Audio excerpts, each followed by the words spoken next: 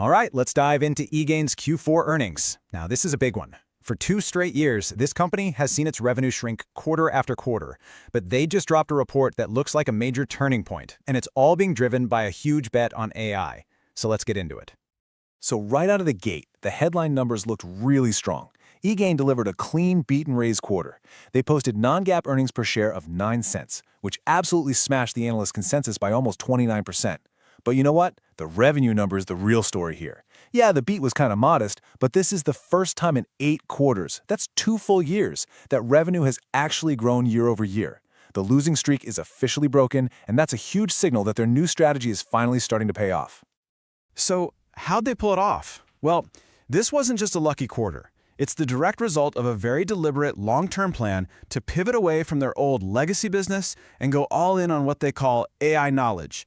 This is really the heart of the turnaround story that we're watching play out right now. And this quote from the CEO, Ashu Roy, basically sums up their entire game plan. He's making the case that for big companies, you can't just plug in some generic AI and expect magic. The real value, the real ROI, comes from feeding that AI with trusted, curated, company-specific knowledge first. That's eGain's secret sauce, their competitive moat. That's the problem they're solving. And you can see this split perfectly in their own numbers. While total revenue for the year was actually down 5%, just look at the growth engine, their AI knowledge business. Its annual recurring revenue, or ARR, grew by a massive 25%. This is a classic example of a company making the tough choice to let a legacy business fade in order to fuel a much higher growth future. Now look, every great turnaround story needs that one big "we've made it" moment. For eGain, that moment just happened. Their new landmark deal with JPMorgan Chase isn't just another big contract. It is the ultimate validation of this entire AI-first strategy. Management even confirmed on the call that this was one of the largest deals in the company's entire history. Now, this is their 3rd win inside the bank, but this one is on a whole other level. It expands eGain's AI Knowledge Hub to all U.S. Chase employees. Think about that. They are embedding their tech right into the core of one of the most powerful, tech-forward banks in the world. And this is so much more than just a typical client relationship. eGain actually issued warrants to JPMorgan, giving the bank a real stake in their success. A JPMC executive is joining their board as an observer, and the CEO calls them a key design partner. Let's be clear, this is a deep, strategic alliance. It basically locks eGain inside a top-tier bank, giving them an incredible position to help build the future of AI in finance. Okay, so with that huge win in their back pocket, let's look at where the company's headed next. Management laid out a very clear roadmap for fiscal year 2026, and it includes some pretty tough strategic decisions. For the full fiscal year 2026, eGain is guiding for a return to growth. They're projecting revenue between $90.5 and $92 million, and non-GAAP EPS between 30 and 36 cents.